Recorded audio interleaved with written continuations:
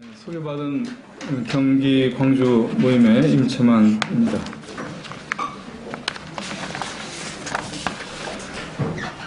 우선 불러주셔서 감사드리고요.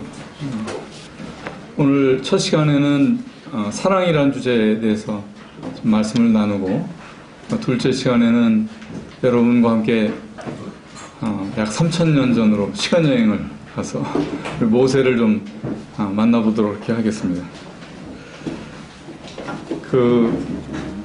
오래전에 제가 TV에서 봤던 광고에 마스터카드 아시죠? 신용카드 마스터카드 회사 광고가 이런 게 있었습니다. 축구공은 5,000원, 아이와 축구하는 것은 프라이슬리스, 값이 없다, 굉장히 비싼 것이다, 그런 것이고, 스테이크 한 덩어리는 10,000원, 그러나 아내와 식사하는 것은 프라이슬리스, 값을 따질 수 없다, 그런 광고가 있었습니다. 참 상업 광고이긴 하지만 참 진리를 담고 있지 않습니까?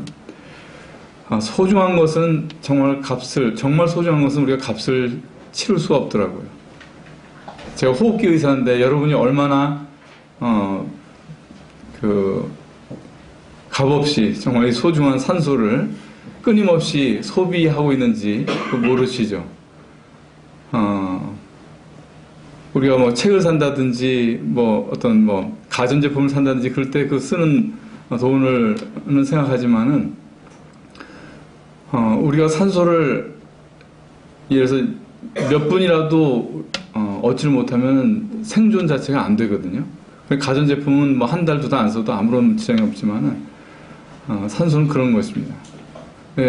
똑같은 것이 우리가 사랑이라는 것이죠. 사랑을 먹지 않고서는 사람이 살 수가 없고, 삶의 기쁨이 없고, 또 우리가 마크 트웨인이라는 사람이 그런 말을 했대요. 미국의 작가 아니에요? 근데 나는 천국에 별로 관심이 없다. 영원의 시간을 어떻게 보낼지 그걸 생각하면 따분해가지고 천국이 싫다, 이런 말을 했다고 그래요. 근데 생각을 해보세요. 영원한 시간이 우리한테 주어졌을 때 다른 모든 것이 있어도 사랑이 없으면 그건 아마 재앙이 될 것입니다. 이렇게 이 사랑이라는 것은 중요한 것입니다. 축구공 하나나 고기 한 덩어리, 이 두 가지가 참으로 유한한 것이고 잠시 있다가 없어지는 것이지만, 이 유한한 이 물체, 이 물상에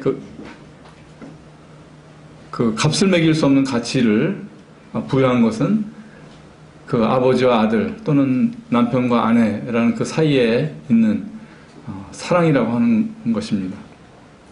이 사랑은 1000년 전에 살았던 사람들에게도 중요했고, 오늘 우리에게도 중요하고, 또 앞으로 아직 태어나지 않은 인류에게도 중요한 것입니다.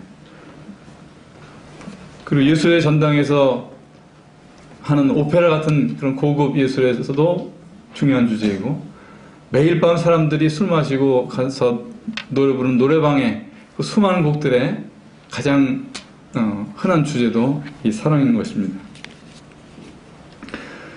누구나 말하는 것이고 누구나에게나 중요한 것이지만, 이 사랑이라고 하는 것에는 여러 가지 차이가 있더라고요. 사랑이라고 하는 것이 헬라어로 3가지가 있다고 하죠. 에로스, 필레오, 아가페. 이 성경 사무엘기, 사무엘 상하에 보면은 이 3가지 사랑을 대변하는 그런 인물들과 사건들이 나오더라고요. 먼저 에로스라는 사랑은 우리가 암논이라는 사람을 통해서 알 수가 있습니다. 여러분 잘 기억하실 거예요. 다윗의 아들 중에 암논이 있었는데, 암논이 자기 이복 누이인 다말을 사모하잖아요. 근데 얼마나 연모했는지 병이 나잖아요. 얼마나 진지할 수 있는지를 알려주는 거예요. 이 남녀 간의 사랑. 그런데 이 암논이 드디어 이제 기회를 만들어 가지고 다말을 동침을 하잖아요. 자기가 그렇게 연모하고 자기 영혼이 정말 그 쇠약해질 정도로 사모했던 그 대상을 취했으니까 이제 얼마나 기쁘겠어요. 정말 온 우주를 채우는 어떤 충일감, 이런 것을 우리가 기대를 할 수가 있는데, 사무엘하 말씀을 보면은 말씀이 이렇게 되죠. 한번 찾아보겠습니다. 사무엘하 13장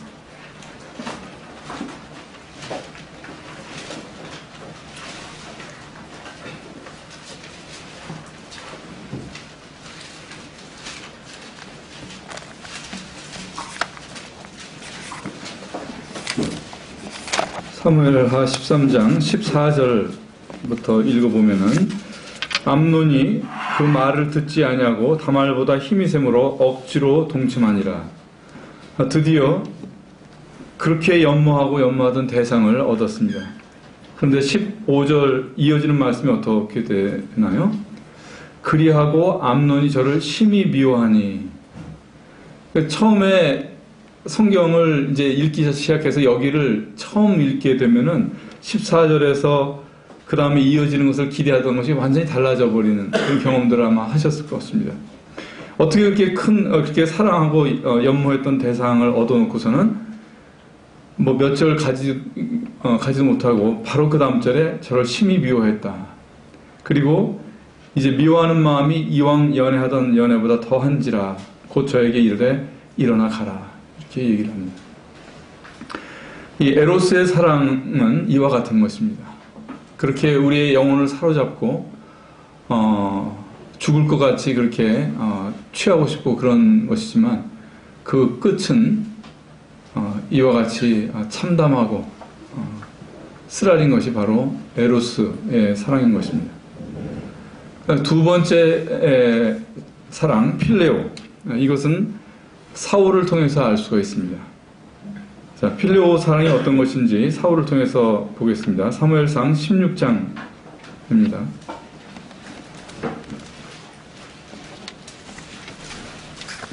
(16장) 17절부터 읽겠습니다.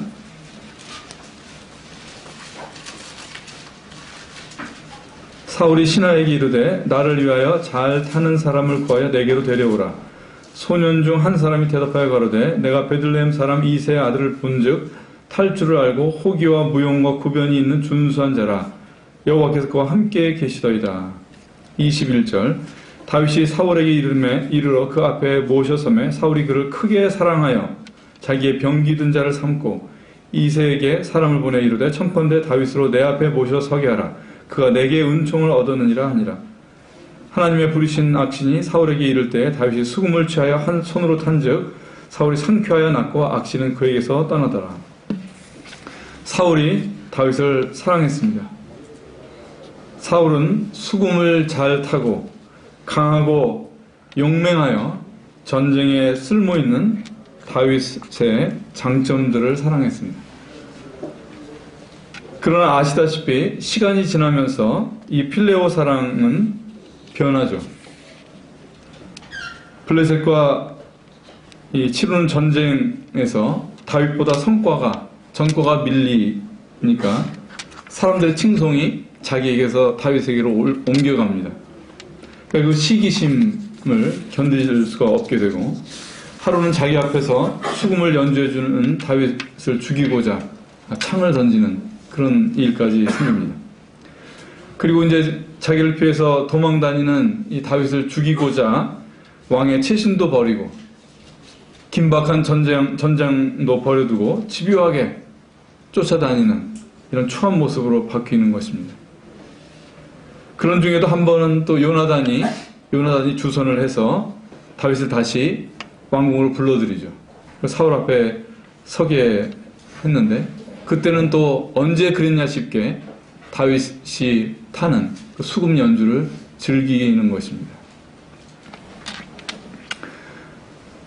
그의 매력을 좋아하는 것, 그리고 자기에게 유익한 글을 좋아하는 것, 이것이 필레오입니다. 그래서 이것을 이 아가페 사랑과 구분하기 위해서 16장 21절을 달리 읽으면 이렇게 됩니다.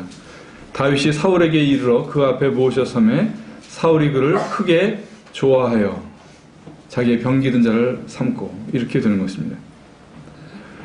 우리가 크게 좋아하고 크게 기대했던 것들이 싫어지면 어떻게 되죠? 네, 그런 감정이 없었던 그 대상보다 그에 비례해서 싫어하게 됩니다. 미움이 생깁니다. 필레오의 정체는 겉보기는 사랑이고, 사랑이라는 말을 얼마든지 붙일 수 있지만 그 정체는 선악과예요.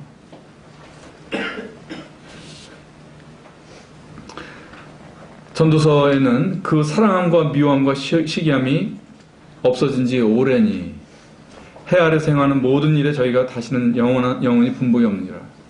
여기 보면 사랑과 같은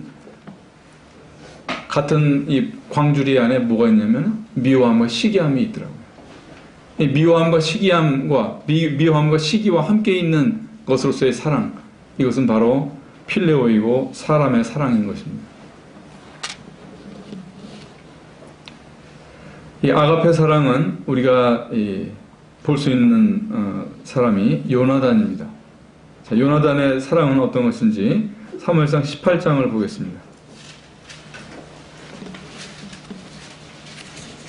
사무엘상 18장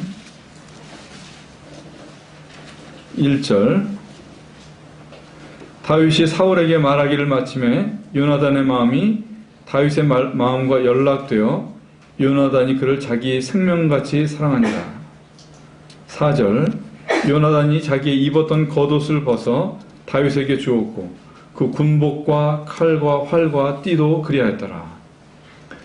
1절에 마음이 연락되어, 그러니까 요나단은 다윗의 쓸모를 사랑한 것이 아니라 그 속사람 다윗 자체를 사랑했습니다. 그리고 4절에 보면 자기 겉옷을 입혀주고 칼과 활과 띠며 이 중요한 소유물들을 그에게 준 것입니다. 요나단은 다윗을 자신으로 동일시한 것입니다.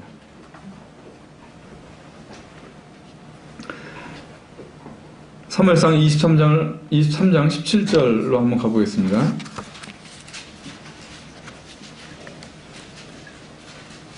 17절에 요나단이 이렇게 말하죠. 곧 요나단이 그에게 이르기를 두려워 말라. 내 붙인 사울의 손이 내게 미치지 못할 것이요 너는 이스라엘 왕이 되고 나는 네 다음이 될 것을 내 붙인 사울도 안다 하니라. 요나단은 사울의 아들이었기 때문에 다음 왕이 될 태생적인 권리가 있는 사람이었어요. 다윗은 왕이 이 계승의 과정에서 보면 후발주자예요. 경쟁자였어요. 그러나 요나단은 자기의 기득권을 주장하지 않습니다. 오히려 너는 이스라엘 왕이 되고 나는 네 다음이 될 것이다. 요나단의 사랑은 자기 유익을 초월한 것이었습니다. 한 번은 아버지 사울 앞에서 다윗을 변호하다가 자기도 그 창에 한번 맞을 뻔한 그런 일까지 감수를 하는 것입니다. 요나단의 사랑은 아버지와 아들이라는 이 육정을 초월한 그런 것이었습니다. 요나단이 나중에 죽죠. 블레셋과의 전쟁에서 죽게 됩니다. 근데 이 요나단의 전사의 이 소식을 듣고 다윗이 크게 애통을 해야 합니다. 그것이 사무엘하 1장에 나와 있습니다. 다 같이 한번 보겠습니다. 사무엘하 1장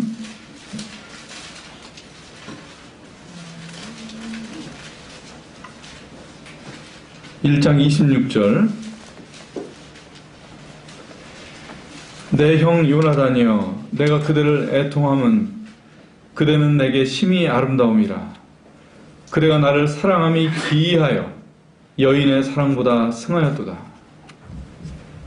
그대가 나를 사랑함이 기이하여 여인의 사랑보다 승하였도다. 우리가 사람 간의 사랑 중에 가장 이 최고의 사랑 중에 하나가 부부 간의 사랑 아닙니까? 근데 다윗은 요나단을 향해서 어떻게 얘기를 해요? 그대의 사랑이 기이하여 여인의 사랑보다 승하였도다. 이렇게 애통해하고 있는 것입니다.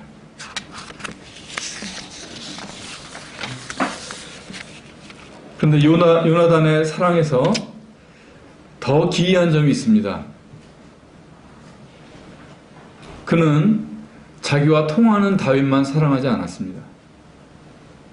통하지 않는 사람도 사랑했습니다. 그게 누구였을까요? 네, 사울이었습니다. 눈물의 충원도 통하지 않고 하나님의 영은 떠나고 악신이 들락거리는, 그리고 나중에는 이성까지 상실한 사울도 사랑했던 것입니다. 블레셋이 다시 쳐들어왔죠. 그래서 전쟁을 치러야 되는데 이 전쟁을 치러야 하는 이 사울을 따라서 전쟁에 나가고 그를 도와 함께 싸우고, 그리고 마침내 길보아 산에서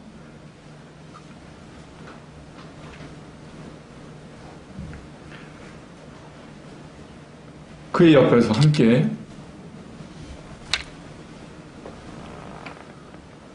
전사했던 것입니다.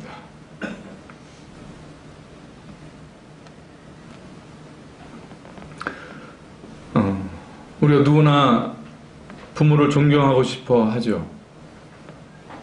그러나 존경은 고사하고 부끄러운 아버지, 그리고 기초적인 인격마저 파괴된 희망 없는 사람과 함께하였습니다. 자신의 생명을 겨누어서 창을 던진 원수보다 못한 사람과 함께하였던 것입니다. 그리고 충분히 예견되는 그 비참한 말로, 그 비참한 마지막을 예견할 수 있었는데도 불구하고 그의 죽음의 자리까지 함께한 것입니다. 사무엘하 1장 23절에 이것을 가리켜서 이렇게 다윗이 말하고 있습니다. 1장 23절 다 같이 한번 보시죠. 사울과 요나단이 생전에 사랑스럽고 아름다운 자들이더니 죽을 때에도 나뉘지 아니하였도다. 무엇이 사랑인가? 나뉘지 않는 것입니다. 자기를 마음에서 갈라내었던 사울과 끝까지 함께한 것. 사울의 영혼과 비교할 수 없이 아까운 이 영혼.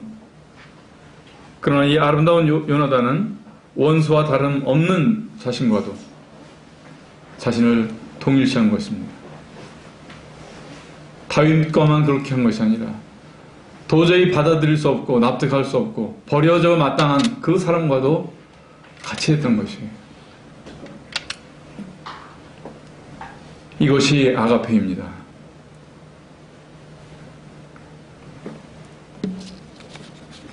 이것이 사랑입니다.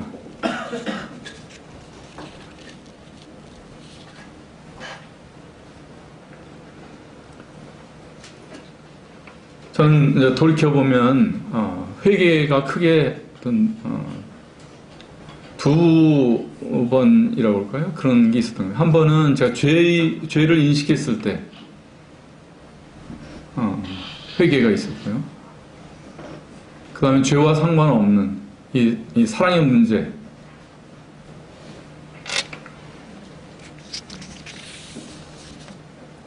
이 앞에서의 그 회개가 있었습니다.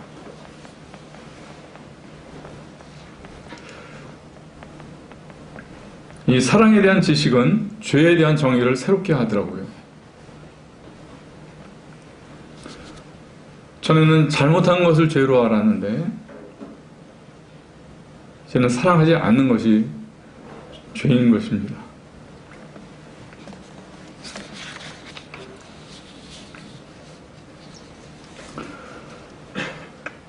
근데 이 회개는 한 번으로 끝나지 않더라고요.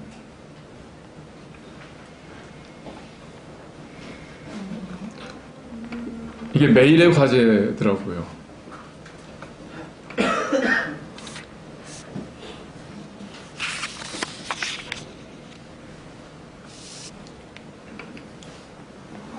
어느 날 이 요나단의 사랑에 대해서 이렇게 생각을 하다가 신약성경의 한 장의 말씀들이 이렇게 서로 중첩이 되었습니다. 로마서 5장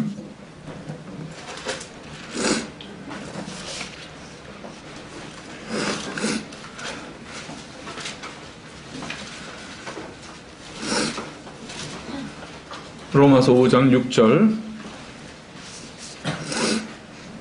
우리가 아직 연약할 때 기약대로 그리스도께서 경건치 않은 자를 위하여 죽으셨도다. 우리가 이 사무엘기에 펼쳐져 있는 이 인물들의 다시 또 떠올려 보면은 요나단을 중심으로 해서요. 세상에 의지 없고 악한 왕에게 쫓겨서 떠돌아다녀야 했던 다윗.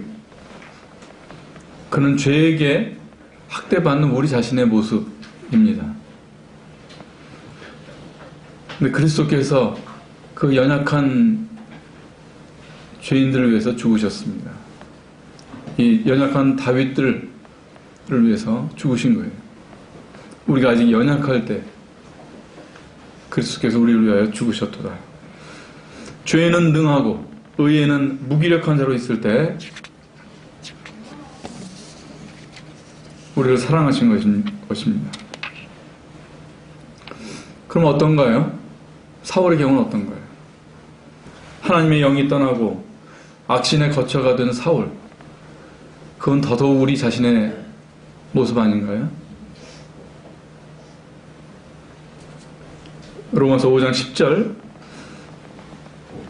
곧 우리가 원수 되었을 때 그 아들의 죽으심으로 말미암아 하나님으로 더불어 화목되었은즉 그리스도께서는 우리가 연약할 때뿐만 아니라 우리가 원수로 있을 때 그 원수된 자를 향해서도 이 피를 흘리신 것입니다. 이 원수된 우리의 이 죽음에 동참하신 것이고 그것이 바로 십자가 사건인 것입니다.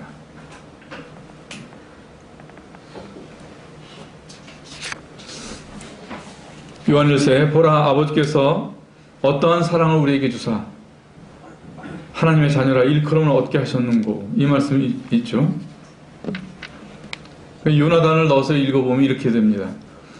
보라 아버지께서 어떠한 요나단을 우리에게 주사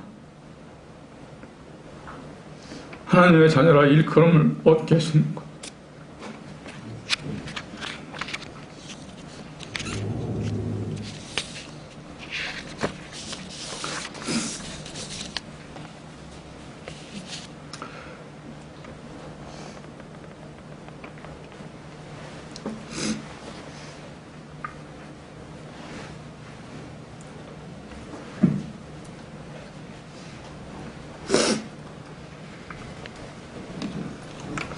거듭났다는 것이 무엇인가?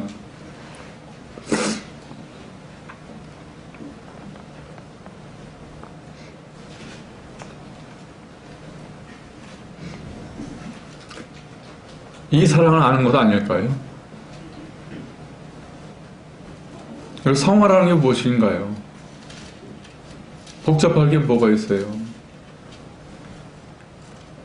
이 사랑 앞에 겸손하고 이 사랑 해보려고 하고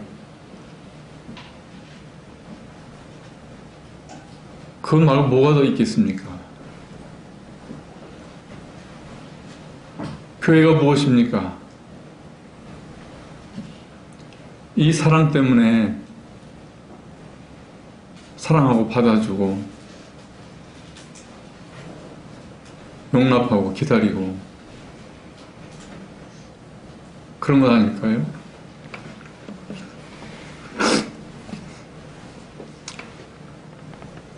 사람이 아가페 사랑을 할 수 있을까요?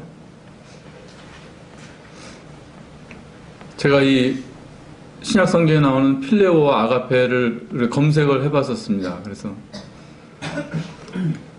근데 이 아가페를 쭉 검색해서 보시면은 수십 구절이 나오죠. 다 읽어보시면 다 하나님과 관계됐을 때 아가페를 써요. 그런데 아가페가 사람하고 관련해서 딱 한 번 나오더라고요. 그게 어디냐면은 요한복음 3장 19절이더라고요. 요한복음 3장 16절이 아니고 3장 19절 한번 찾아보시겠습니다.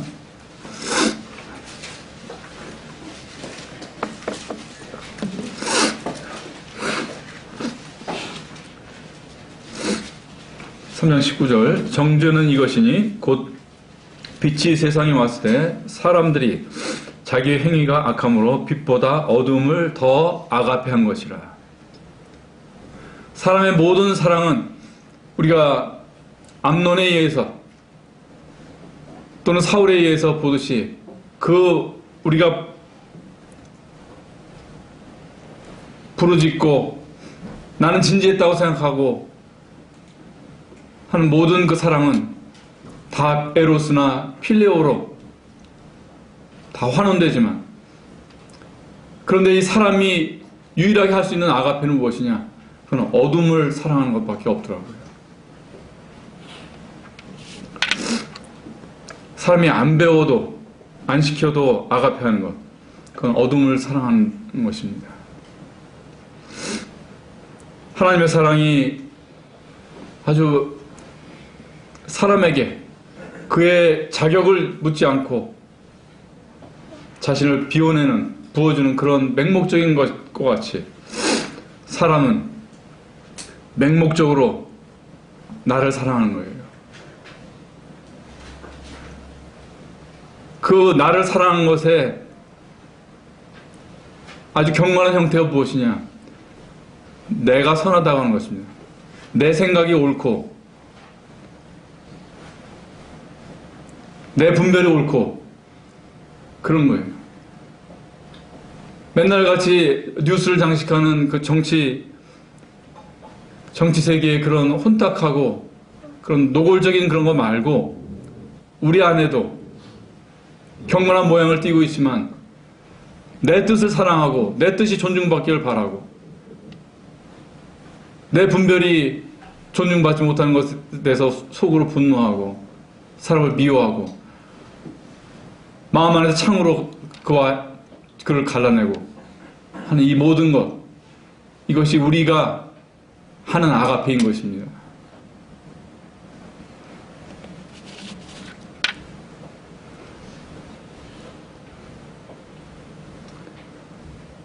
사람이 하나님의 뜻을 아가페하는 것, 그 이웃을 아가페하는 것, 이거는 어려운 것이 아니라 불가능한 것이더라고요.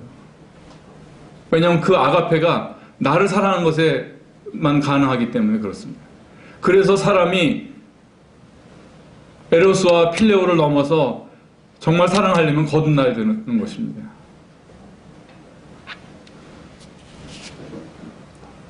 요한일서 4장 8절에 아가페하지 아니하는 자는 하나님을 알지 못하느니 이나 하나님은 아가페이심이라. 그 아가페 사랑은 하나님을 아는 사람에게서 생기는 것입니다. 신약 말씀에서 우리가 아가페로 한번 읽어야 되는 몇 구절을 찾아보고자 합니다. 요한일서 3장 14절.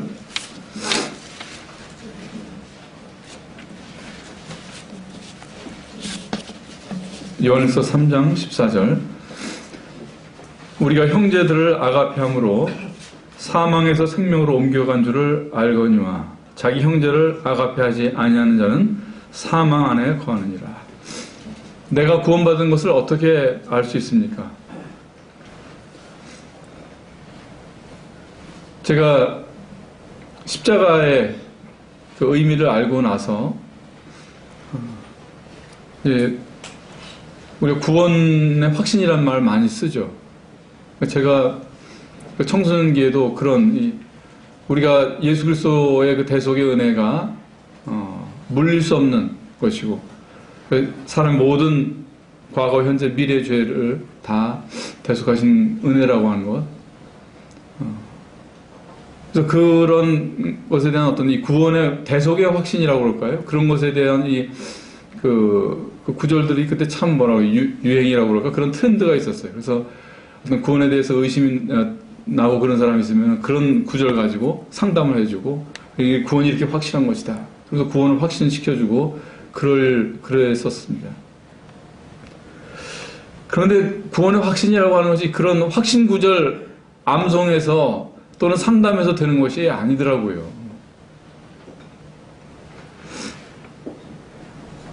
내가 사람을 사랑하는 것을 통해서 알 수가 있습니다.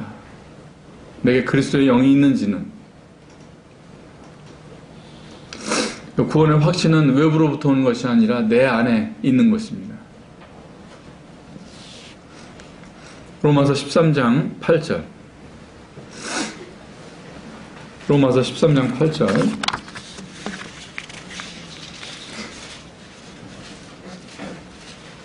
피차 아가페의 빚 외에는 아무에게든지 아무 빚도 지지 말라. 남을 아가페하는 자는 율법을 다 이루었느니라. 율법을 이루는 것은 아가페입니다. 필레오는 율법의 외양은 성취할지라도 그 정신은 성취하지 못합니다. 우리 인간관계에 갈등 많죠. 집 안에도 있고 직장 안에도 있고 교회 안에 없었으면 좋겠는데 그런가요? 교회 안에도 있죠. 우리가 갖고 있는 이 모든 인간관계의 갈등의 그 정체는 무엇일까요? 그것은 아가페가 없다는 것을 말해주는 것 뿐입니다. 나한테. 그가 이렇게만 생각하면 될 텐데 그가 이렇게 했기 때문에 이 상황이 이렇게 된 것 아닌가. 거기에는 답이 없더라고요. 거기에는 나한테 아가페가 없다는 것을 가르쳐주는 것입니다. 모든 갈등 본질은 그것입니다. 그리고 그것을 풀 수 있는 유일한 길도 내가 이 사랑 앞에 낮아지는 것밖에는 길이 없더라고요. 왜 그러냐면은 가까운 관계에서는 우리가 서로를 잘 모르는 관계에서는 필레오 사랑으로 충분합니다. 나의 내면이 다 드러날 이유가 없어요. 근데 가까운 사이일수록 그리고 가까워야 하는 사이일수록 필레오는 한계를 보이기 때문에 그런 것입니다.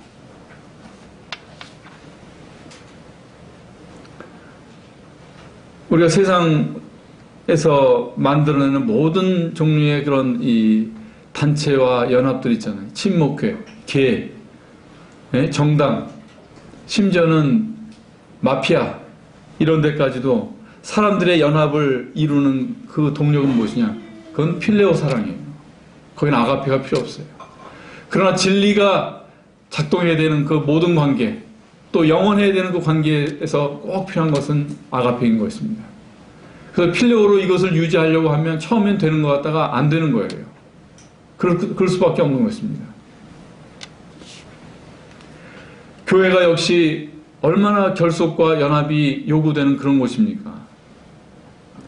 그렇기 때문에 필레오의 유혹을 받아요. 그래서 이 필레오의 사랑을 강화하려고 하고 이걸 끌어내려고 하고 하지만 그거는 오래가지 못하더라고요. 우리가 인간적인 호감 또는 분별의 일치를 가지고서는 진리의 연합을 이뤄낼 수 없습니다. 골로새서 3장입니다.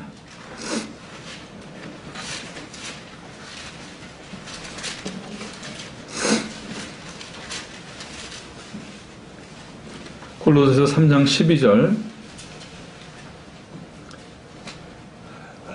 그러므로 너희는 하나님의 택하신 거룩하고 사랑하신 자처럼 긍휼과 자비와 겸손과 온유와 오래 참음을 옷 입고 누가 네게 혐의가 있거든 서로 용납하여 피차 용서하되 주께서 너희를 용서하신 것과 같이 너희도 그리하고 이 모든 것 위에 아가페를 더하라. 이는 온전하게 매는 띠니라. 교회의 연합, 이거는 우리가 포기할 수 없는 이상이고 또 우리의 현실을 이끌어가는 견인하는 힘입니다. 근데 이 연합을 이루는 띠는 바로 사랑인 것입니다. 이 사랑은 십자가에 나타난 이 사랑은 생각해 보십시오. 창조주이신 예수, 그 예수 그리스도 그 창조주와 이 피조물의 그 잴 수 없는 그 차이를 그걸 단축시킨 그거를 넘어오신 그 열정이고 사람의 무지를 견디고 십자가 앞에서 잠잠하신 그 침묵의 힘인 것입니다. 사람의 죄를 자신의 것이라고 덮어쓰신 그런 마음인 것입니다. 우리가 살면서 밖에서뿐만 아니라 교회 안에서도 우리가 만나는 많은 상황들이 불합리한 상황이에요. 많은 것들이 오해예요. 근데 그걸 풀려고 하면 안 됩니다. 그건 답이 아니에요. 이런 불합리한 상황을 끌어안을 수 있는 것, 오해를 넉넉하게 이길 수 있는 그 길은 사랑밖에 없어요. 마태복음 5장의 산상수훈에서 주님이 이렇게 말씀하시잖아요. 누구든지 너로 하여금 억지로 우리를 가게 하거든 그와 함께 심리를 가라. 교회를 섬기다 보면 또는 우리가 가정을 꾸리다 보면 가고 싶지 않은 길이 있죠. 때로는 틀려 보이는 길을 가야 될 때도 있는 것입니다. 그게 억지로예요. 억지로. 사람이 내 분별과 다른 길을 동행한다는 것은 죽기보다 싫은 일이에요. 왜 그러냐? 사람이 워낙 선악과를 좋아하거든요. 옳고 그른 것에 목숨 매는 것, 그 존재가 바로 사람이기 때문에 그래요.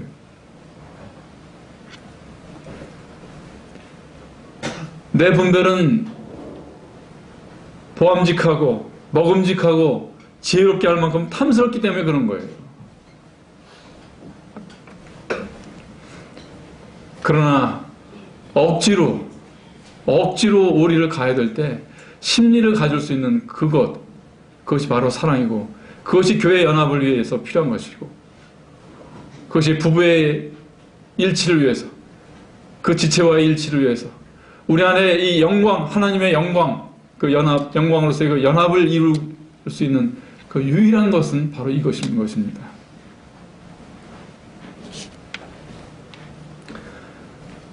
나와 길의 방향이 같은 사람과 동행하는 것은 쉬운 일입니다.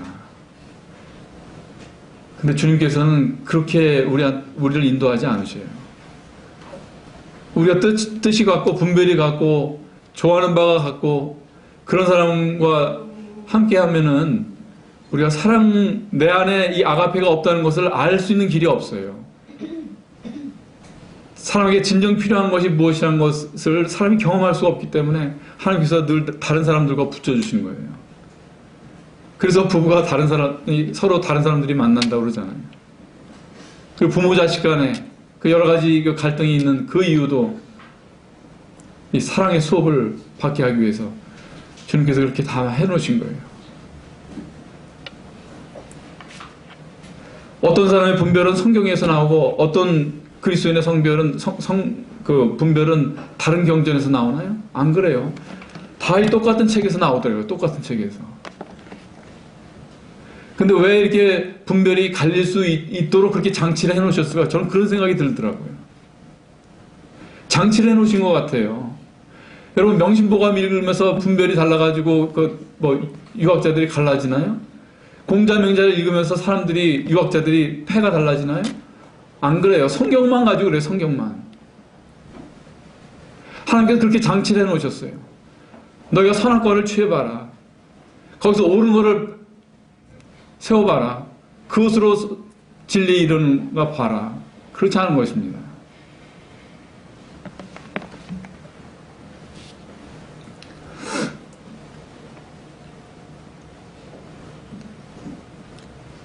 고린도전서 13장 7절.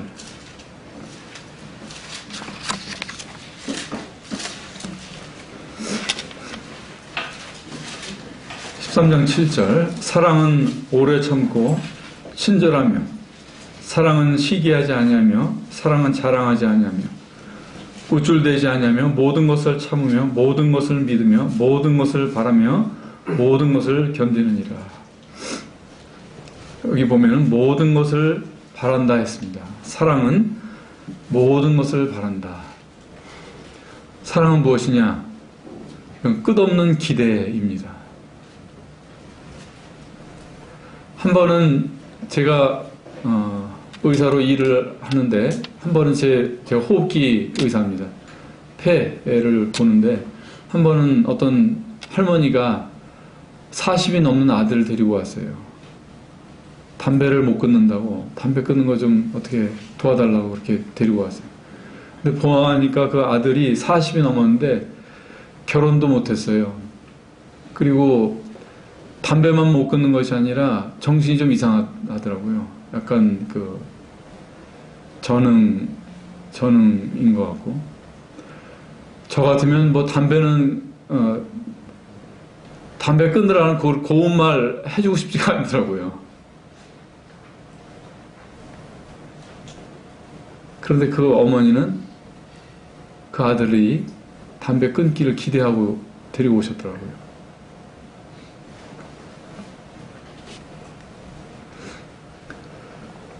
사랑은 모든 것을 바란다. 어느 날 그런 생각이 들더라고요.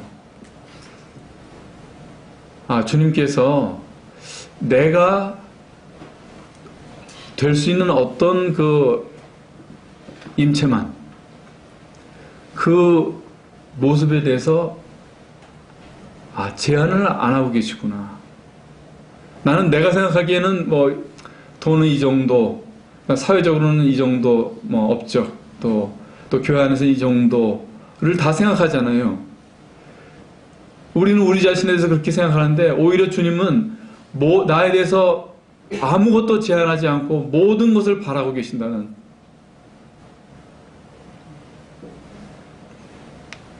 그 마음이 읽혀지더라고요.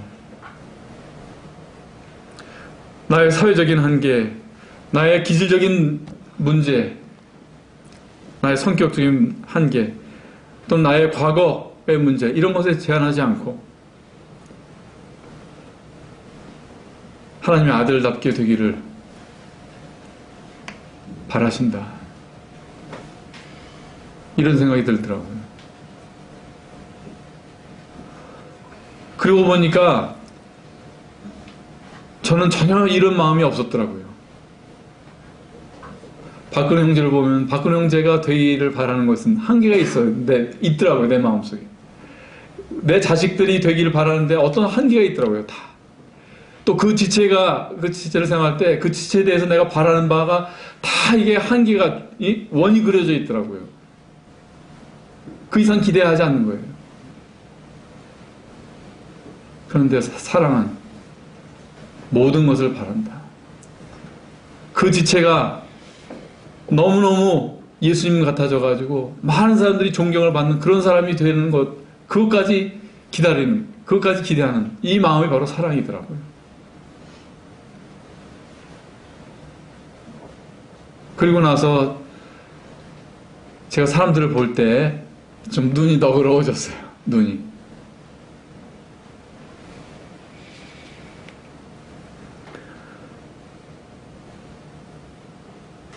여러분은 무슨 힘으로 연합을 이루고 있습니까?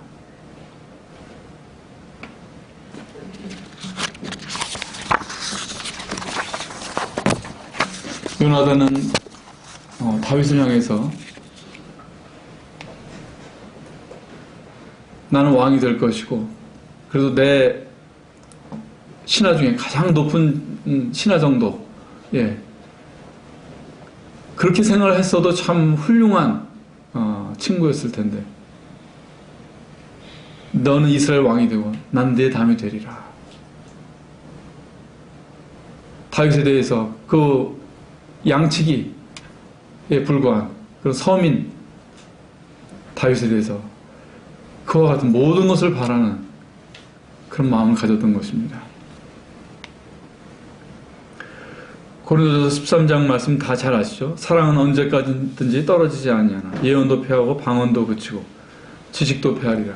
우리가 부분적으로 알고 부분적으로 예언하니 온전한 것이 올 때에는 부분적으로 하던 것이 패하리라.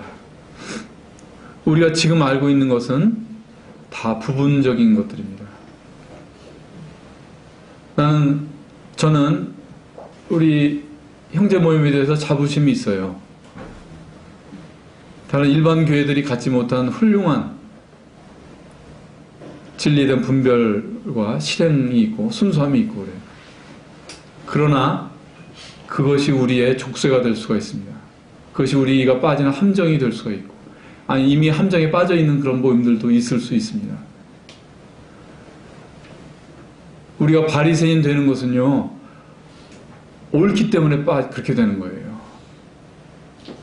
우리가 이 진리에, 우리가 이 교리가 덫이 되는 것은 옳게 하려고 하는 의욕이 있다 보니까, 또 다른 기독교 교단보다 우월한 지식이 있기 때문에 그렇게 되는 거예요.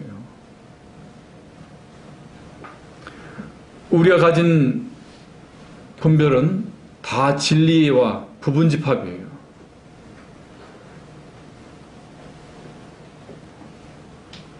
내가 가진 은사, 우리 모임이 가지고 있는 발휘하는 은사, 그거 다 진리와 부분집합이에요.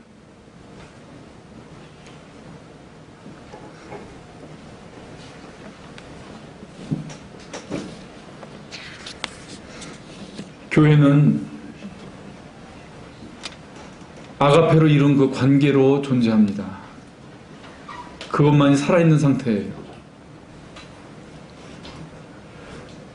그의 분별은 더 흥하고 나의 분별은 쇠하는 그 마음의 고통이 있을지라도, 그의 은사가 더 주목받고 나의 은사는 주목받지 못하는 그런 것에도 불구하고 연합을 유지해야 되는 그런 시점들이 다 올 수가 있죠.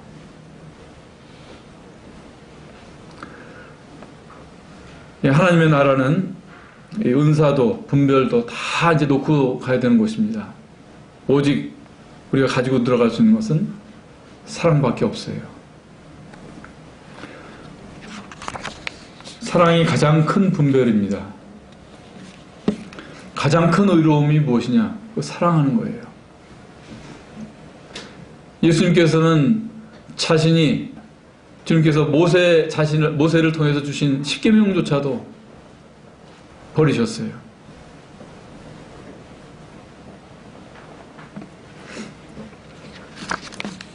하나님 나라의 헌법은 사랑입니다. 그래서 교리와 분별 이런 건 다 하위법이에요. 아무리 우리가 진지하게 또 성실하게 교리와 분별에 따라 살아도 사람과의 관계에 사랑을 이루지 못했다면 다 위헌이에요, 위헌. 교회가 이 사랑에 기초하지 못하면 이 부분적인 것에 목숨 걸더라고요.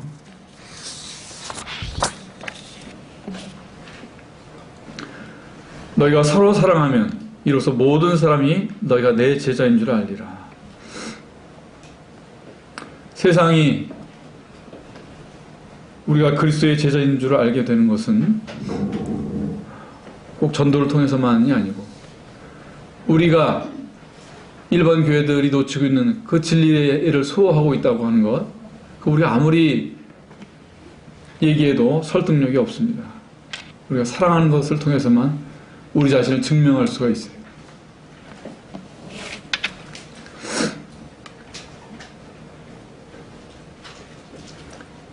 제가 처음에 마스터카드 광고 말씀드렸잖아요. 교회가 이 축구공이 이만해야 되느냐, 더 커야 되느냐, 축구공의 색깔을 칠해야 되느냐, 색깔을 안 칠한 것도 축구공이라고 여길 것이냐.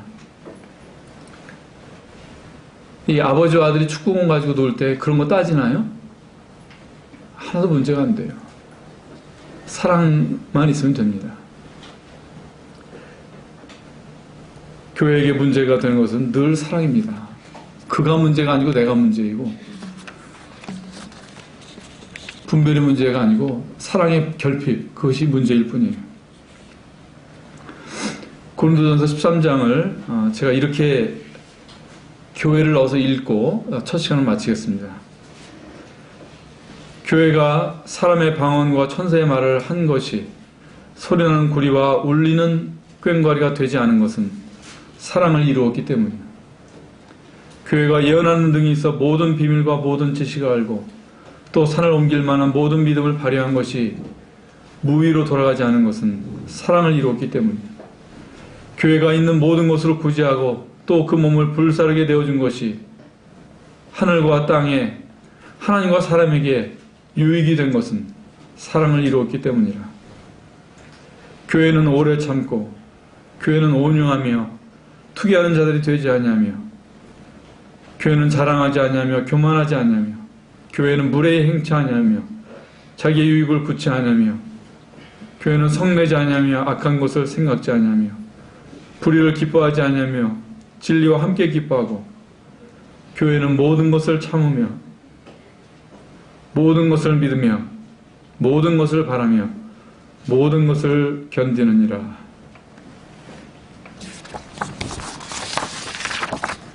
네, 이상입니다.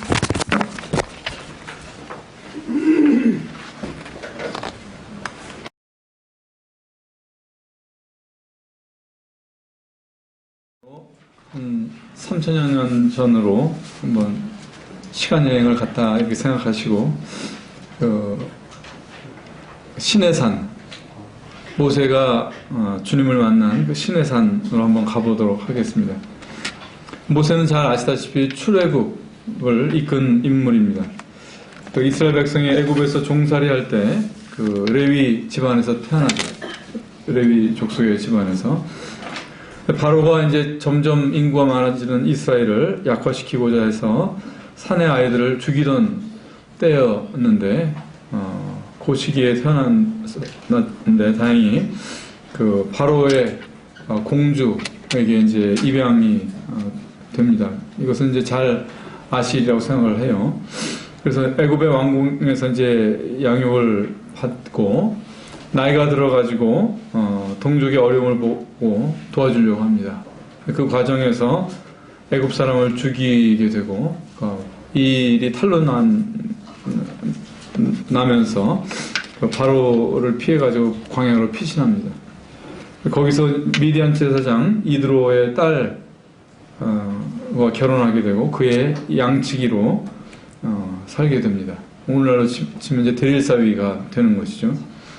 그래서 이렇게 해서 또 40년의 시간이 지난 후에 하루는 이 장인의 양을 데리고 호렙산이라는 곳에 가게 되고 거기서 여호와 이 주님을 만나게 됩니다. 주님께서 이스라엘 백성의 고통을 돌아보시고 아브라함에게 하신 약속을 이행하시고자 하죠. 그래서 모세에게 이스라엘 백성을 구원하라 이렇게 명령을 하십니다. 출애굽기 3장을 다 같이 한번 보겠습니다.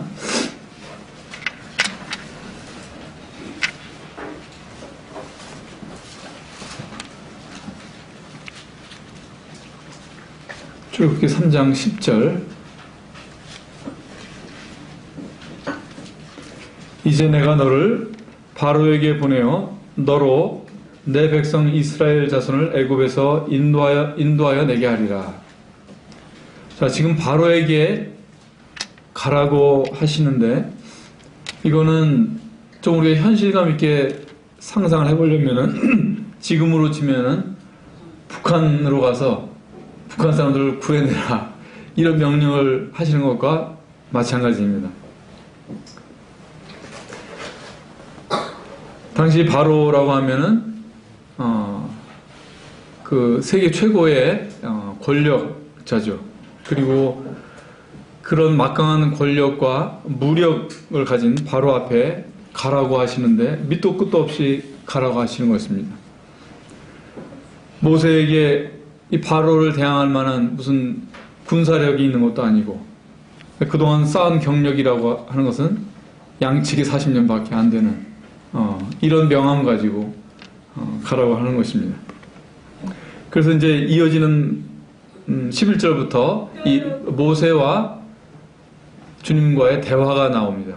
거기를 다 같이 한번 보겠습니다. 11절부터 모세가 하나님께 가로되 내가 누구건대 바로에게 가며 이스라엘 자손을 애굽에서 인도하여 내리까 하나님이 가라사대 내가 정녕 너와 함께 있으리라 네가 백성을 애굽에서 인도하여 낸 후에 너희가 이 산에서 하나님을 섬기리니 이것이 내가 너를 보낸 증거니라.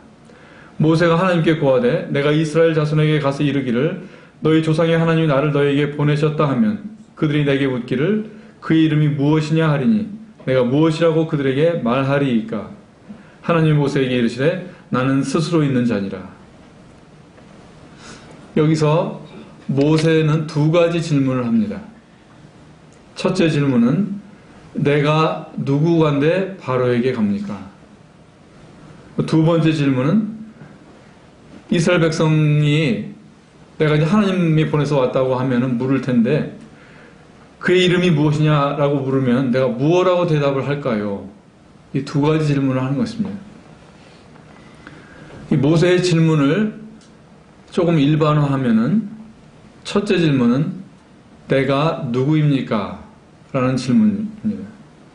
그리고 둘째 질문은 하나님은 누구십니까? 라는 질문이 됩니다. 자, 이 두 가지 질문은 모든 사람이 궁금해하는 것입니다. 내가 누군가? 사람이 무엇인가? 그것이 모든 인류에게 공통적으로는 한 가지 질문이고 또 하나 모든 피조물과 짐승과 차별되는 사람의 또 하나의 질문 신은 계신가? 아니면 하나님은 누구인가? 하나님은 어떤 분인가? 이런 질문인 것입니다. 자, 11절에 내가 누구입니까? 라고 이 질문을 하는 모세는 모세의 입장을 한번 우리가 모세의 입장을 생각을 해보면 어떻습니까? 모세만큼 이 정체성의 이 추락을 겪은 사람이 별로 없을 거예요. 내가 바로의 공주의 아들인가? 왕자인가? 비록 입양됐지만 내가 왕자인가? 양치기인가? 내가 레위족 속의 아들인가? 아니면 이방신을 섬기는 이드로의 사위인가? 자기 안에 이 두 가지 헷갈리는 이 정체성이 있었던 거예요.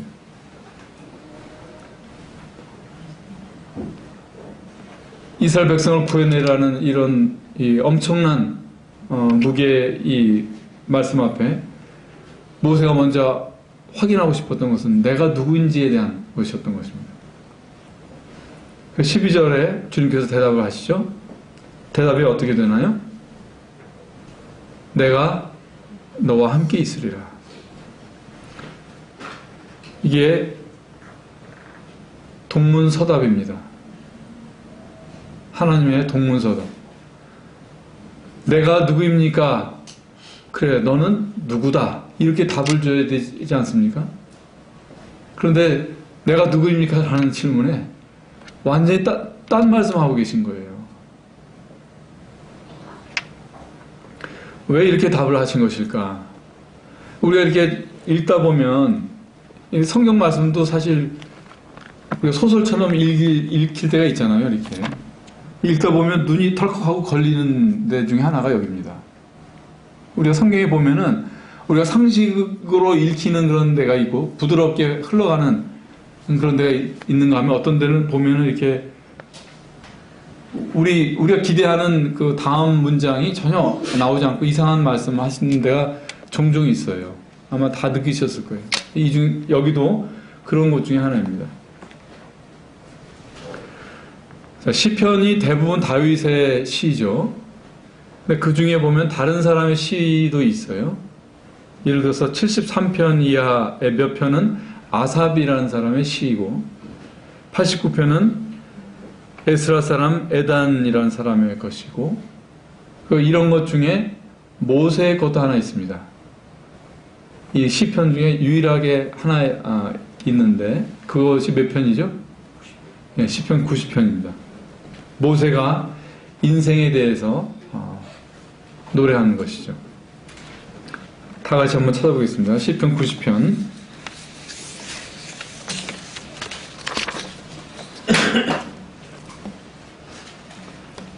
시편 90편 5절부터 몇 절 보겠습니다.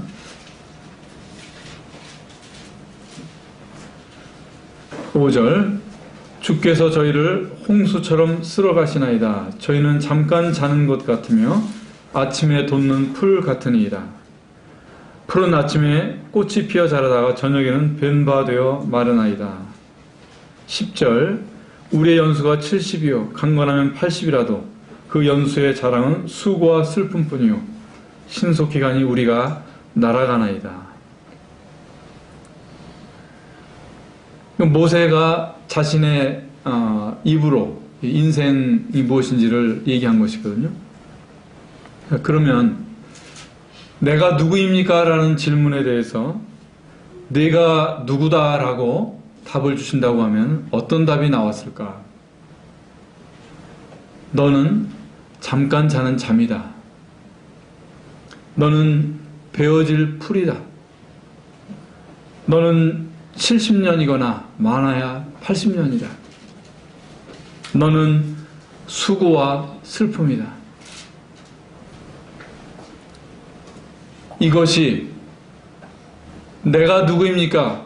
사람이 무엇입니까? 인생이 무엇입니까?에 대해서 내가 누구다라고 사람이 얻을 수 있는 답이 있다고 하면 바로 이것입니다.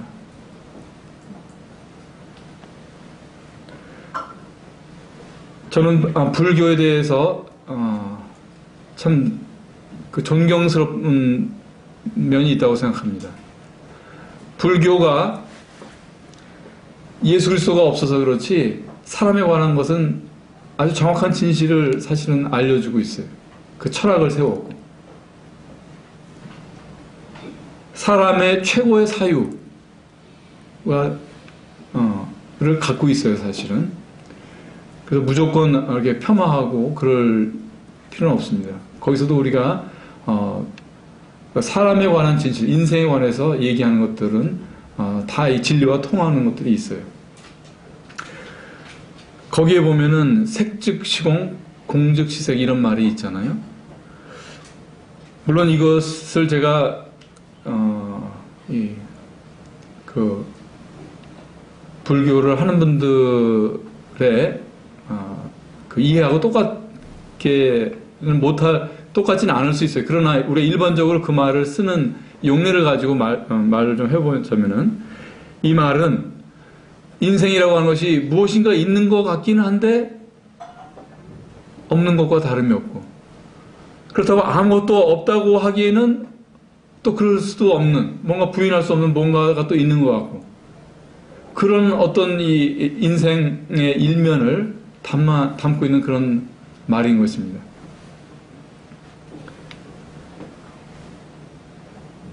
뭔가 중요한 거, 나라는 존재가 무한정 중요한 것 같기도 한데 그런 의미를 주기에는 함량이 모자라. 그렇다고 해서 이 나라는 어떤 존재를 다 잊어버리고 무로 하기에는 또 공즉시색. 그것도 아닌 것 같아. 뭐가 있을 것 같아. 근데 그게 뭔지 모르겠어.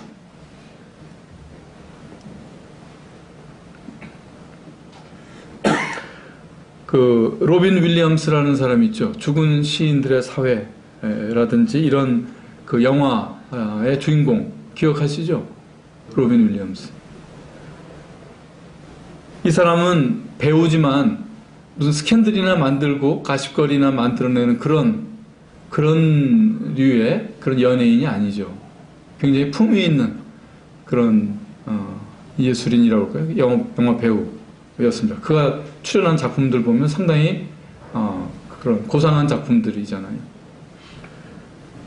그 인본적인 가치를 이렇게 대변해주는 그런 사람 중에 하나예요. 하나님 없이도 인생이 우아하고 품위가 있다는 그런 메시지를 전한 그런 배우입니다. 그런데 작년인가요? 불행하게 자기 인생을 끝냈습니다.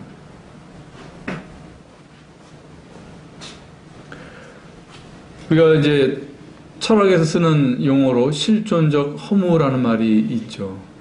실존적 허무.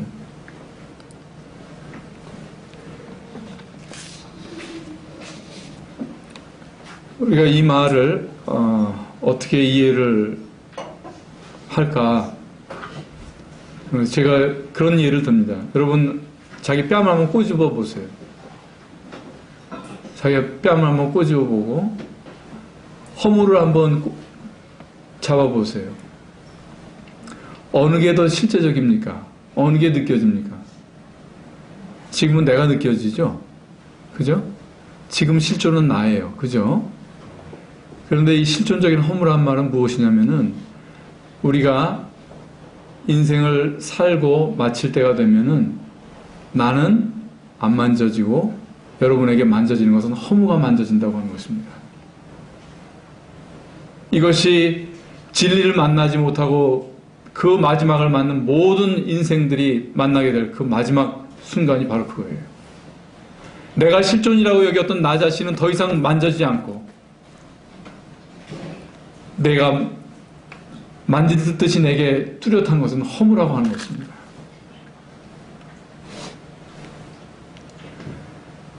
사람의 이 존재의 문제, 삶의 의미의 문제, 그것에 대한 답은 사람에게 있지 않다고 하는 것입니다. 그래서 주님께서 모세가 내가 누구입니까? 라고 질문했을 때 동문서답을 하신 거예요. 내가 누구다? 라고서 줄 수 있는 답은 이 허무밖에 없기 때문에 주님께서 엉뚱한 대답을 주신 거예요.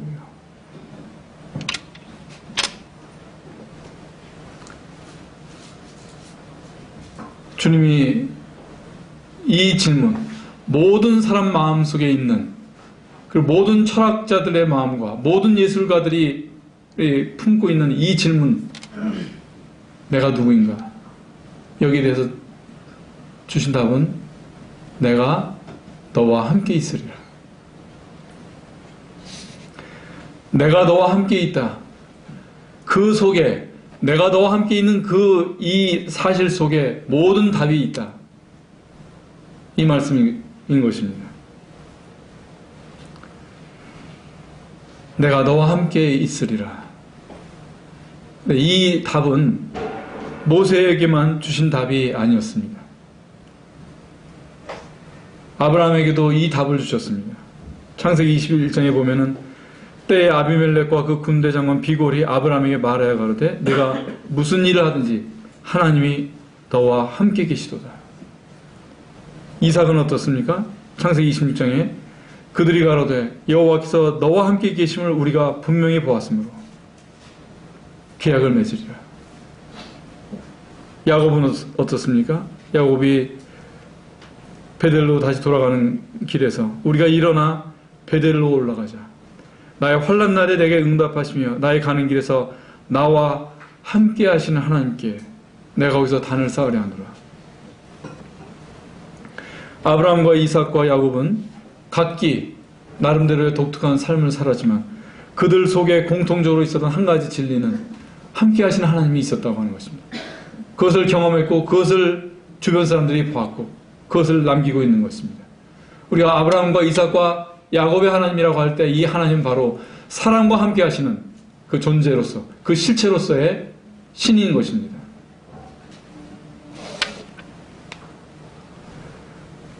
사람과 함께 하시는 하나님, 이것을 네 자로 줄이면 뭐가 되죠? 임마누엘.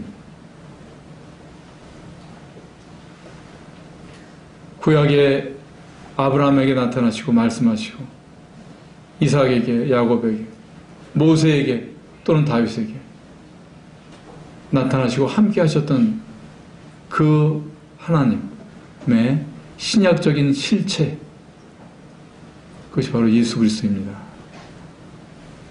사람에게 처음부터 말씀하여 오셨던 그분이 육체로 입으신 그 사건이 바로 예수 그리스도이신 것입니다.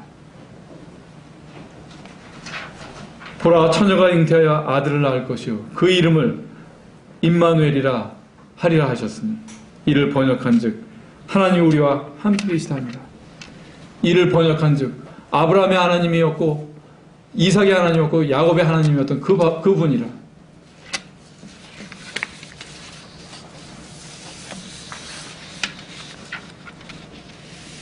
다윗의 믿음도 바로 이 임마누엘이었습니다.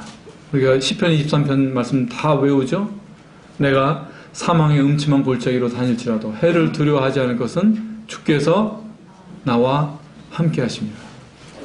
사람과 함께 하시는 그 동반자로서의 하나님을 믿었던 것입니다. 그와 함께 이 사망의 골짜기를 걸었던 것이에요.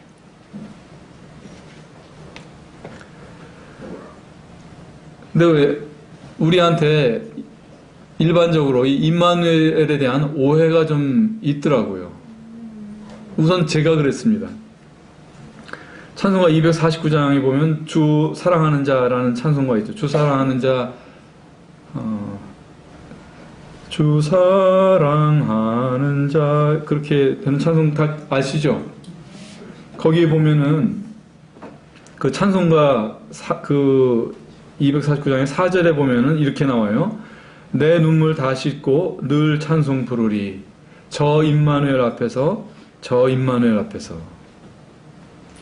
자, 제가 한번 여쭤볼게요. 자, 임마누엘이 여기 계셔요? 멀리 계셔요? 이 찬송가에서. 임마누엘이 가까이 계셔요? 멀리 계셔요? 이 찬송가에서. 네, 가까이 계시지 않아요. 저 임마누엘 앞에서 부를 것이다. 미래의 일이고 멀리 있는 일이더라고요. 나중에 하늘나라에서 만나뵐 분으로서의 그 하나님을 생각하고 있는 거란 말이죠. 이 찬송가를 부를 때 옛날엔 별 마음에 저항이 없었어요. 그냥 잘 넘어갔어요. 4절까지. 근데 예수님에 대해서 자꾸 지식이 생기다 보니까 이게 이렇지 않더라고요. 임마누엘은 저 임마누엘이 아니라 바로 여기 계신 하나님이시라고 하는 것입니다. 미래에 만날 하나님, 내 신앙이 완성되고 성장해서 만나는 그 하나님이 아니라 지금 내 현실 속에 계시는 그 하나님이어야 된다고 하는 것입니다.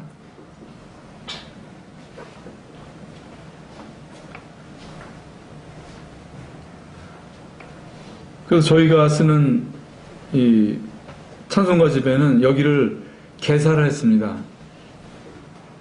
내 눈물 다 씻고 늘 찬송 부르리, 이 부분을 임마누엘 이 땅, 산자들의 행진.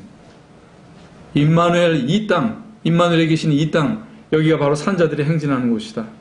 그리고 거룩한 노래가 넘치고 슬픔과 눈물이 마른다.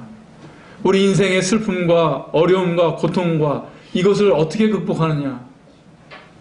임마누엘이 계셔야지 되는 것입니다. 내가 너와 함께 있으리라 하시는 이 답을 내가 가지고 있어야 되는 거예요.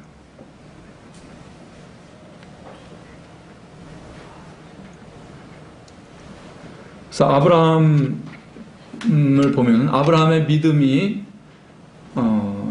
15장부터 해서 이렇게 쭉 그 믿음이 성장하는 과정을 보면은 나중에 가서 아브라함이 이제 이삭의 그 아내를 얻고자 이제 종을 보내는 때 이런 말을 합니다.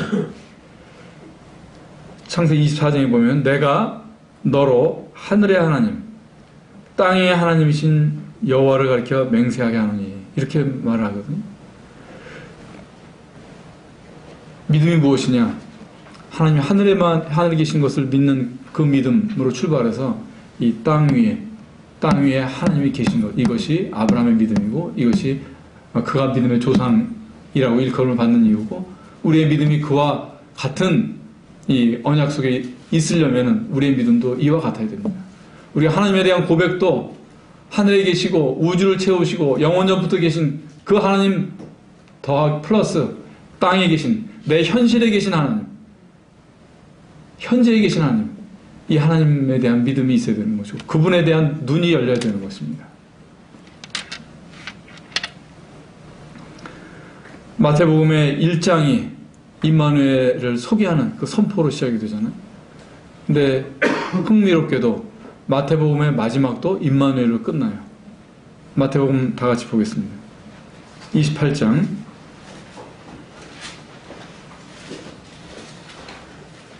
18절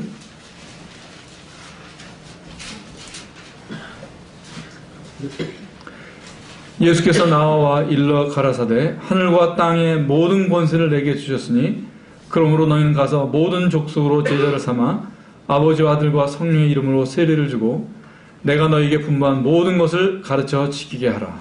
볼지어다 내가 세상 끝날까지 임마누엘 되리라. 내가 세상 끝날까지 너희와 항상 함께 있으리라. 이 말씀은 주님의 지상명령 그렇게 얘기를 하죠. 또는 대위임 이렇게 그런 말을 쓰는데 이 지상명령을 생각할 때 우리는 주님께서 우리에게 이런 큰 일을 맡기셨다는 것을 알게 됩니다. 근데 이것이 보통은 우리에게 부담으로 와닿죠. 부담. 근데 중요한 것은 여기서 이런 이 대위임에서 부담만 일으켜서는 안 돼요. 감사해서 끝나는 말씀이 임마누엘인 것입니다. 우리가 이 뒤를 놓치게 되면은 그저 늘 부담만 느끼고 강박만 느끼게 되고 마음의 압박만 받는 것이 되죠. 그 신구약을 통해서 바로 이 하나님은 우리에게 임마누엘이신 것입니다. 이 모세가 맞닥뜨려야 했어야 하는 이 바로는 바로 세상을 말하지 않습니까? 죄의 힘이 얼마나 막강한지를 상징하고 있는 것이 바로 바로입니다. 이 바로같이 막강한 세상 또는 바로같이 막강한 이 내 안의 이 죄의 힘 이것을 향해서 내게 필요한 것은 스펙을 쌓는 것이 아닙니다. 아니면 어떤 종교적인 내공을 쌓는 것이 아닙니다. 임마누엘을 얻는 것입니다. 그리고 예수 그리스도에게서 임마누엘을 발견해가는 것. 그것이 바로 내가 바로를 대항할 수 있는 힘이 되는 것입니다.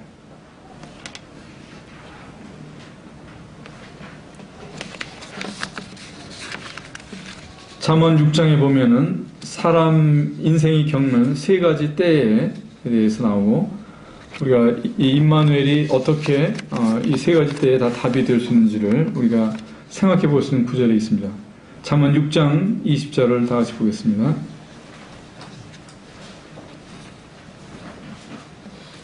(6장 20절)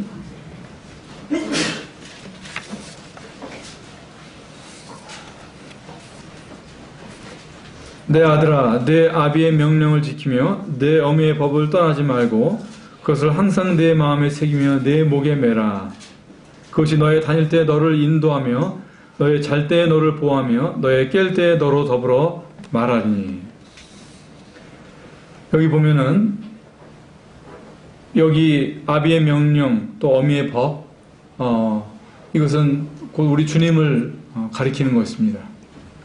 22절에 보면 그것이 너를 인도하고 보호하고 너로 더불어 말한다. 그 세 가지 시점이 나오죠.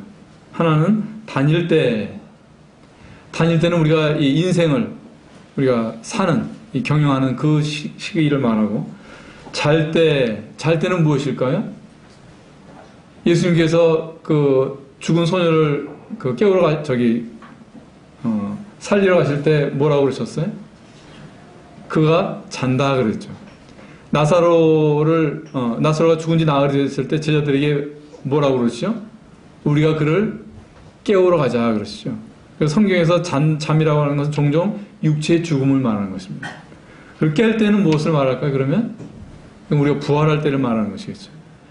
그러니까 예수 그리스도께서 우리의 임마누엘 되심은 우리가 깰 때뿐만이 아니라 또 우리가 이 세상을 우리에게 주어진 이 인생이라는 시간을 다닐 때, 이 인생을 다닐 때뿐만 아니라 또 잘 때도 우리와 함께 하신다는 거죠. 함께 하신다는 것입니다. 저는 이제 병원에서 일을 하다 보니까 원하든 원치 않든 불가피하게 죽음을 많이 보게 됩니다. 근데 이 죽음의 자리, 잘 때라는 이 시간, 지금 우리는 다 아직 잘 때가 아직 안 왔죠. 근데 잘 때가 가까운 사람들을 이렇게 보면은 이건 참 고독한 자리가 되더라고요.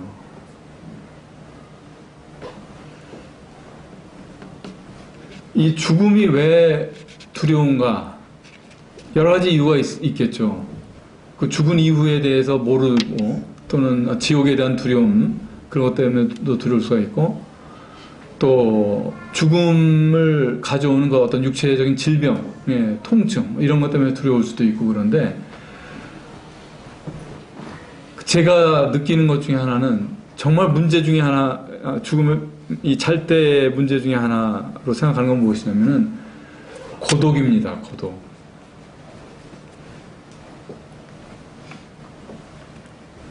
이건 굉장히 두려운 일이더라고요. 사람한테. 아무리 애틋한 인꼬 부부 같은 그런 관계였다 하더라도 또는 그 손가락 하나에 이 부하 직원들이 그냥 벌벌 떨고 그럴 정도로 큰 돈을 가진 그런 큰 부자고 재벌 가였다 할지라도 죽음의 자리는 너무너무 고독해요.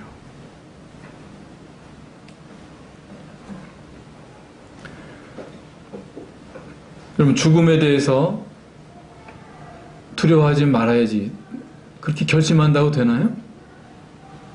아니면 공포영화를 많이 봐가지고 그냥 거기 그 내성을 기른다고 해서 죽음이 안 두려울까요? 그건 답이 아니죠. 고독에 대해서 대비가 돼 있나요? 굉장히 무서운 것입니다. 이 고독이라고 하는 것은. 근데 잠언 말씀은 분명히 우리한테 말씀하셨어요. 내 아비의 명령과 내 어미의 법을 버리지 말고 그것을 내 목에 매며 내게서 떠나지 않게 하라. 예수 그리스도를 떠나지 않게 하라.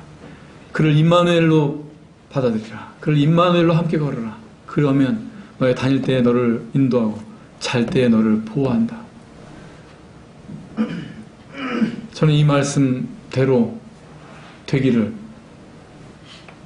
정말 떨리는 마음으로 그렇게 바랍니다. 그런데 이런 깨달음을 주시고 이런 소원을 주셨는데 확신은 잘 안 주시더라고요. 확신은. 그래서 내가 믿음이 잘못됐나 그런 생각이 든 적이 있었는데 생각해보니까 끝까지 겸손하게 만드시느라고 그러신 것 같더라고요. 끝까지 겸손하기를. 내가 만일 여러분 죽음에 대해서 지금 완전히 나는 확신이 되어 있고 죽음의 두려움, 이 고독의 공포 이것으로부터 벗어났다고 생각해봐요. 그러면은 그게 복일 수도 있지만 교만해질 수도 있을 것 같더라고요. 그래서 그러시기 때문에 마지막 한 점을 안 찍고 나를 끝까지 긴장하게 만드시는 것 아닌가 그런 생각을 해봤었습니다.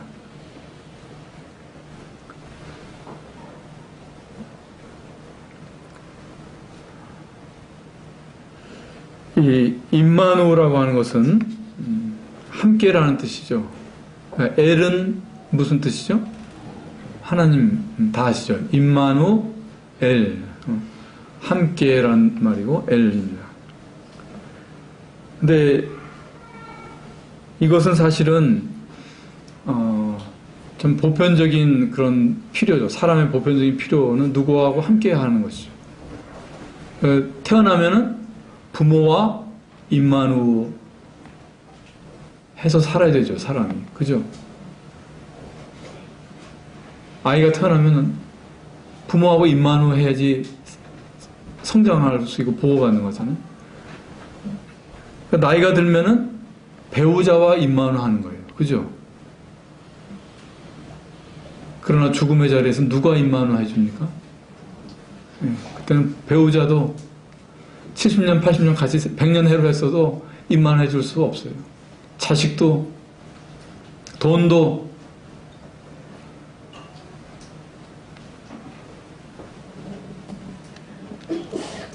임마누엘 그분만이 함께 해주실 수 있는 것입니다. 그런데 우리가 이 하나님과 임마누하지 않으면 어떻게 되느냐? 그럼 마귀가 임마누합니다. 사단이. 야고보서 4장 8절에 보면 하나님을 가까이 하라. 그리하면 너희를 가까이 하시리라. 주인들아 손을 깨끗이 하라. 이렇게 말씀하셨죠.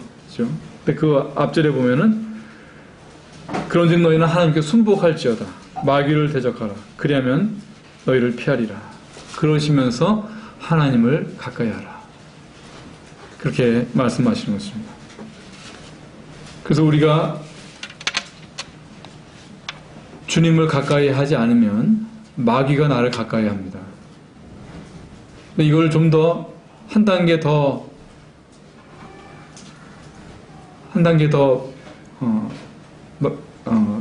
좀 말씀을 예수님에 대해서 우리 연결을 시키면 예수 그리스도께서 임마누엘이시라는 것에 대한 믿음이 없으면 우리는 사단의 공격에 노출되어 있는 것과 마찬가지입니다.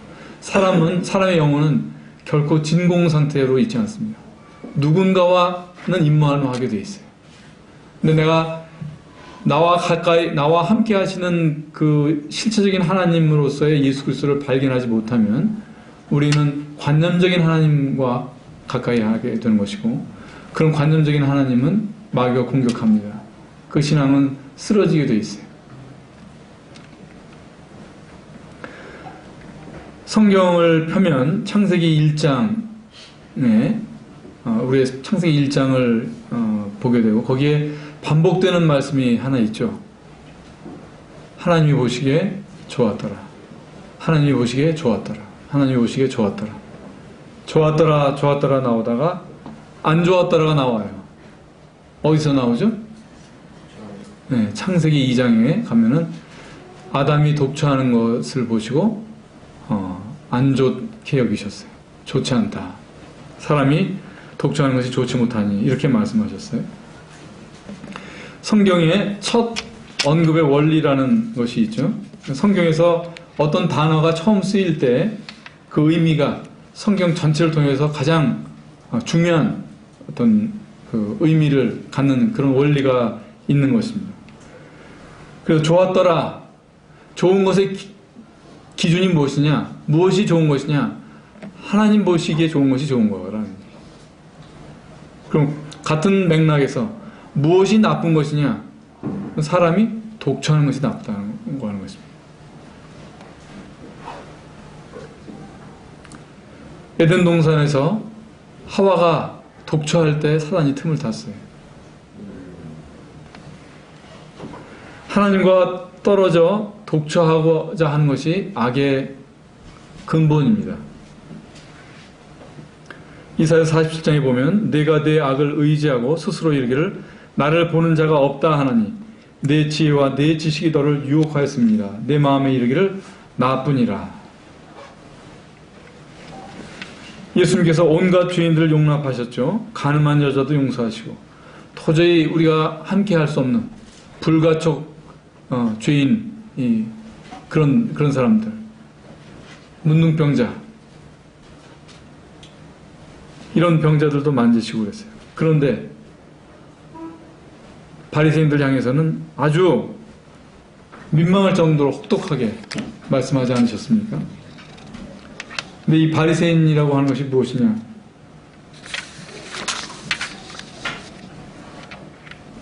누가복음 18장에 보면 두 사람이 기도하러 성전에 올라가니 하나는 바리새인이요 하나는 세리라. 바리새인은 서서 따로 기도하여. 종교적인 독처, 경건의 독처, 나 홀로 의롭다고 생각하는 것, 내 분별이 옳다고 생각하는 것, 이걸 고집하는 것, 그것이 바리새인입니다. 그러니까 우리가 옳은 것을 추구하는 것은 해야 되는 일이고, 우리가 성경이 말씀하신 바른 것이 무엇인가를 찾고 그것을 실행하려고 하는 관심은 필요한 것이고 중요한 것이에요. 그러나 그것 때문에 다른 사람과 따로 서서 기도하는 것, 이건 바리새인인 거예요. 그리고 그것은 매우 경건해 보이는 추구처럼 보일 수 있어도 예수님께서 저주하신 것입니다.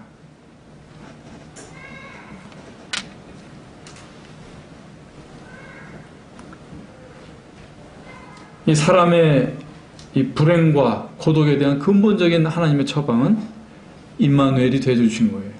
임마누엘로 오셨어요. 그리고 사람과 함께 하시기 위해서 육체를 입고 부활하셨습니다. 그리고 한 발 더 나아가서 사람 안에 있는 이 악에 대한 근본적인 하나님의 처방도 하나님이 함께 해주시는 것, 이것을 통해서만 극복할 수가 있습니다. 출애굽기 그 3장으로 돌아가 보면은 모세에게 내가 너와 함께 있으리라 이 약속의 말씀하신 다음에 이어지는 말씀에 이런 말씀이 있어요. 너희가 이 산에서 하나님을 섬기리니 이것이 내가 너를 보낸 증거니라. 하나님이 나를 세상에 보낸 증거가 있다고 합니다. 그것이 무엇인가? 이 산에서 나를 섬길 것이다. 근데 이 산은 무슨 산이었죠? 모세가 지금 이 말씀을 나누고 있는 이 산이 무슨 산이었죠? 호렙산 또는 이제 신의 산이라고 하는데 그 뜻이 황무한 땅 또는 가시덤불 이런 뜻이라고 합니다. 그러니까 주님께서 하신 말씀이 뭐냐면 너희가 황무한 곳에서 나를 섬기리니 그것이 내가 너를 세상에 보낸 증거다.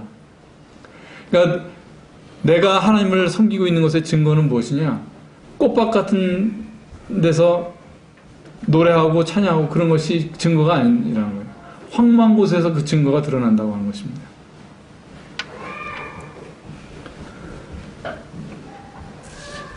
이 세상에 그림 같은 집을 짓고 사랑하는 님과 함께 살고 싶은 이 세상이 그런 초원인 줄 알았는데 이 세상이 또는 결혼 생활이 또는 교회가 초원이 아닌 거예요. 꽃밭이 아닌 거예요. 황무지이고 내가 만나야 되는 사람들은 세상만 가시가 있는 것이 아니라 집에도 또 교회에도 이 안에도 가시가 있는 것입니다. 근데 임마누엘의 이 신앙은 바로 이 황무지와 가시덤불 속에서 그 증거가 있다고 하는 것입니다. 신앙이라고 하는 것은 이 황무한 땅을 초원으로 바꾸어주는 또는 가시덤불을 다 꽃으로 만들어주는 그런 마법이 아니에요. 이 인생이라는 호렙산에서 필요한 것은 그가 꽃이 되고 그 나를 찔러대는 그 가시가 변하고 그런 것이 아니라 하나님 나와 함께 하신 것, 그것이 답이에요.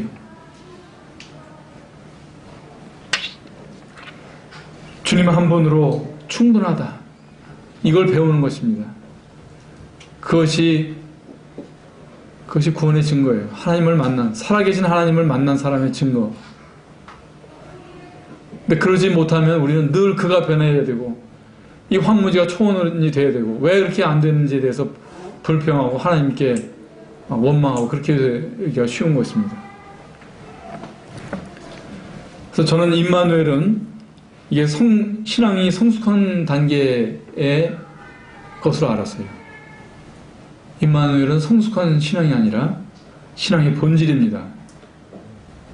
임마누엘은 신앙이 자라서 언젠가 생기는 것이 아니라 신앙이 자라는 기초인 것입니다.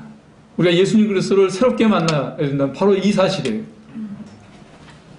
아브라함과 이삭과 야곱에게 함께 하셨고 구약의 모든 사람들에게 말씀으로 다가오시고 어떨 때는 천사의 모습으로 어떨 때는 군대 장관의 모습으로 오셨던 그들과 그 사람들과 함께 하셨던 그 육체적인 진실,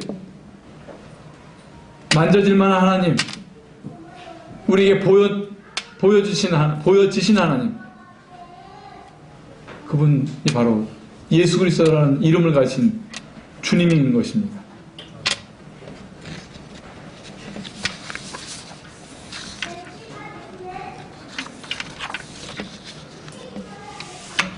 시편 73편에는 이렇게 말씀했어요. 대저 주를 멀리하는 자는 망하리니. 주님을 가까이 해야 되고, 또 주님 사랑과 함께 하시기 위해서 육체로 오시고 고난 받으시고 죽으시고 부활하신 분이 예수님이십니다. 대저 주를 멀리하는 자는 망하리니. 우리가 하늘에 계신 하나님, 죽은 다음에 만날 하나님으로 예수님을 그렇게 외면하지 마시고, 여기 보면은 음녀같이 주를 떠난 자는 주께서 다 멸하셨나이다 했습니다. 잠언 7장에 이 어리석은 청년을 꾀는 이 창녀의 말 중에 그런 말이 있어요. 주인이 집을 떠나 먼 길을 갔는데 보름 후에나 돈을 가졌은즉 보름 후에나 돌아오리라. 이 음녀의 신앙이 무엇이냐? 화평 허물도 있고 서원도 갚을 줄 알고 보름 후에 돌아오실 예수님에 대해서는 알지만 이 현재 속에 주인이 없는 것입니다. 집주인이. 집이 비어 있어요. 그것이 바로 이 음녀같이 주를 떠나는 신앙이 생기는 것입니다. 이어지는 말씀에는 하나님께 가까이 함이 내게 복이라. 시편 73편의 말씀입니다. 우리가 예수님을 어떻게 만났는지 한번 돌아보고, 혹시 예수님이 2000년 전에만 있는 머물고 있지는 않은지, 과거는 있고 미래는 있지만 이 현재 속에 예수님이 나의 하나님이신지 우리가 끊임없이 돌아보고 이 믿음을 위해서 간절해지기를 바랍니다. 이상입니다.